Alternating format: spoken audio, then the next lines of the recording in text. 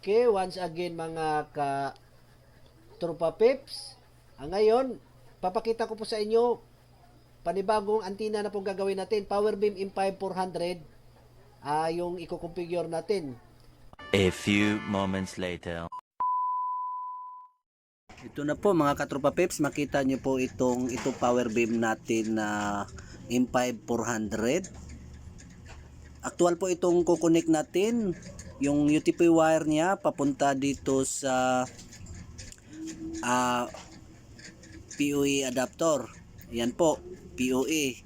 Yung galing po sa antenna. Dito yung LAN naman po, LAN port ng PoE adapter natin.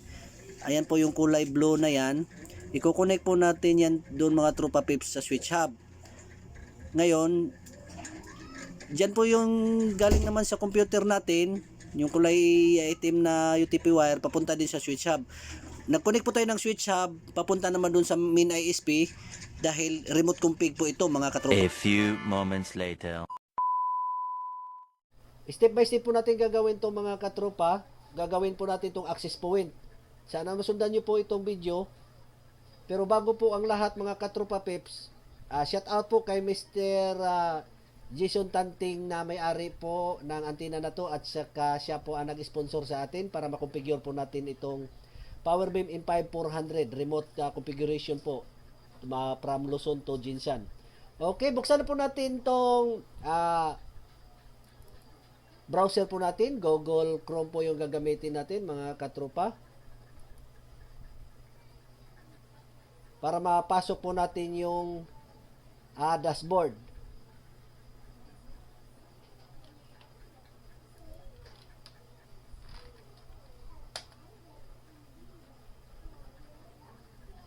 Ito na po mga katropa, kung napansin nyo po itong dashboard natin, naka-default pa po settings ito. Ito na po yung umpisa talaga ng dashboard ng Powerbeam M5. Dito na po tayo sa username, sa password, UBNT lang po kasi ito po yung default. Tapos select po tayo ng country, kung saan po tayo belong na country, Pilipinas po tayo mga katropa. Tapos yung language, sim lang, then click po itong I agree the license agreement. Login po tayo.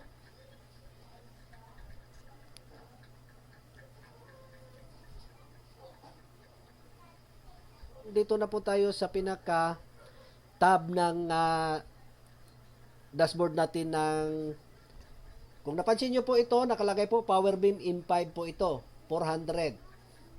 Dito na po tayo ngayon sa pinaka main tab. Kung napansin nyo po ito, Powerbeam M5 400, device name, naka-bridge, naka-station, UBNT, naka-NAN po. Ngayon, ito, unahin na po natin, pag-configure dito na po tayo sa wireless. Click po natin yung wireless. Ang gagawin po natin ngayon mga katropa, gawin po natin tong access point. Click po natin tong access point. Tapos, enable po natin yung WDS. Tapos, dito po, maglalagay po tayo ng SSID. I-personalize po natin itong SSID mga katropa peps. Kayo na po bahala mag-personalize ng SSID nyo. SSID para sa customer natin, Mr. Jason. Kasi for demo lang po ito mga katropa.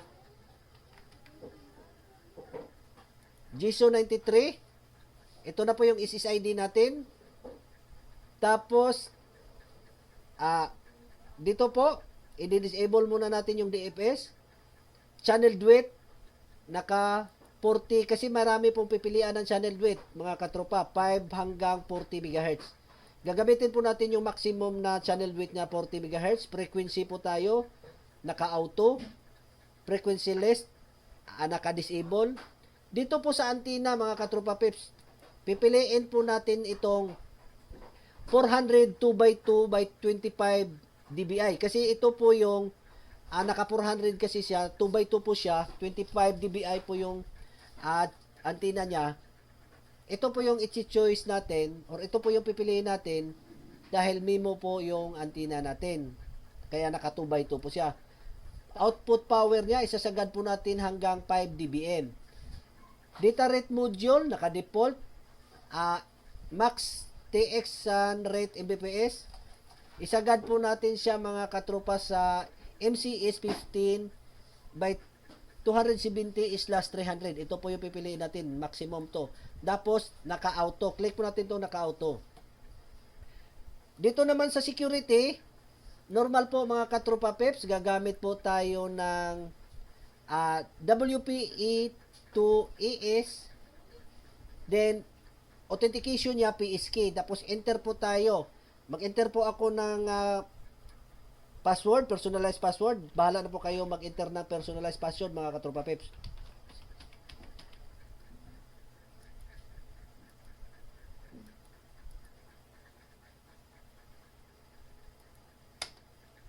Yan po. Click change, then mag-change po tayo ng password dito sa current password natin sa UBNT. Maglalagay po tayo ng password para mabago po natin yung password mismo ng antenna natin. Yung current password natin, UBNT. Tapos enter po natin yung new password natin. For demo lang naman po ito. Mga katropa, bahala na po kayo kung ano pong i-enter yung password. Tapos change. Ayan na po. Then, click po natin tong apply. Ayan na po mga katropa, nag-save na po ng settings. Dito tayo sa network. Dito po sa network mode, i-click po natin to mga katropa peps ng bridge kasi mayroon pong choices dito, router at saka Soho router. Bridge po tayo dahil P2P po yung distribution natin. Disable network, lagay po natin yung NAN. Simple configuration lang muna tayo. Dito po sa DHCP, management IP address. Ito po yung default IP niya na 192.168.1.20. Ito po yung nandito sa UI natin or GUI ng browser. Nasa sa inyo po ito mga katropa peps. Pwede po ito ipe-personalize nyo po, pwede nyo po hindi. Pero nasa sa inyo po ito. Dito po sa demo natin, hindi ko muna ito ipe-personalize dahil para po mapabilis po tayo. Tapos dito po sa subnet mask, automatic po ito 255.255.255.0.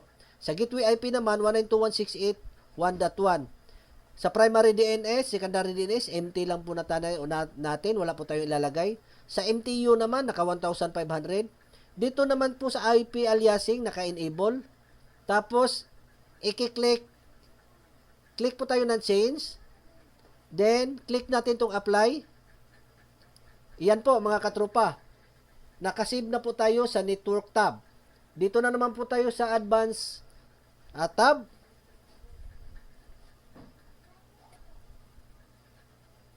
Dito po sa RTS threshold, naka-turn off. Dito po sa distance, pwede po natin ito i-drag yung distance kung saan, kung ilang kilometers po yung i-distribute natin. Halimbawa, 4 kilometers, 4 miles po, bali 6 kilometers po siya. Ngayon, naka-check po itong auto-adjust. Tapos, dito naman po sa aggregation, naka-enable. Dito naman po sa multicast data, naka-allow. Dito po sa multicast enhancement, naka-allow. Dito po sa extra reporting, enable po. At saka dito sa sensitivity threshold, naka-off. Dito naman po tayo sa land speed. Nakalagay na po dito 10 to 1,000. Auto lang po natin. Tapos dito po tayo sa signal rate threshold. Wala na po tayong gagalawin dyan.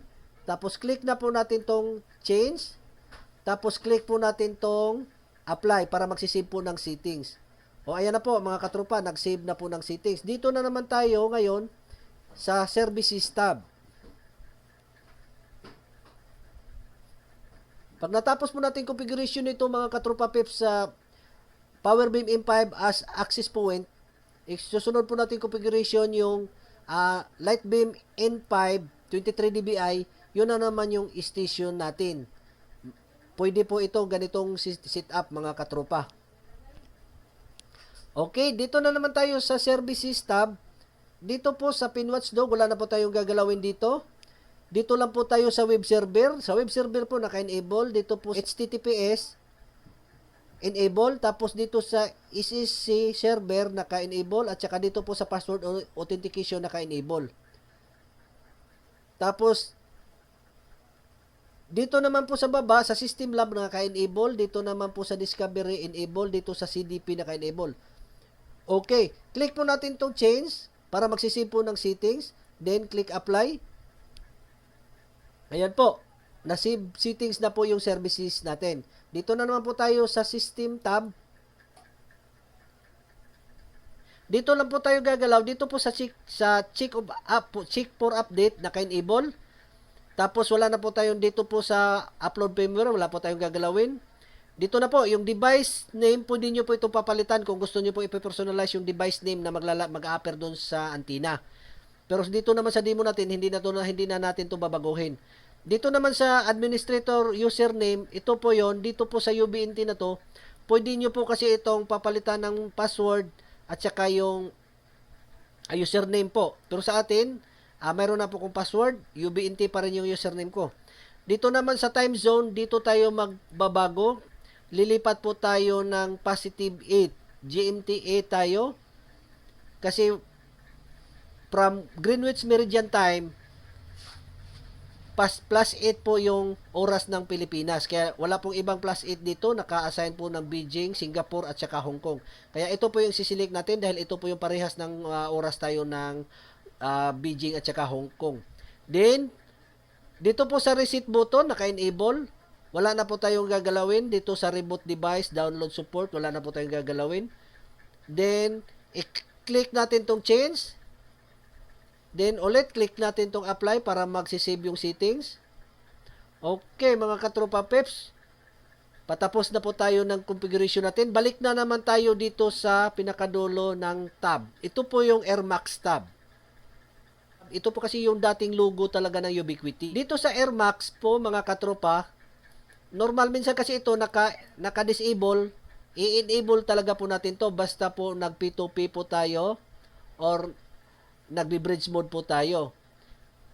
Enable lang po yung AirMax, then wala na po tayong ibang gagalawin, then click natin change, then click natin tong apply para magiging save settings. Okay.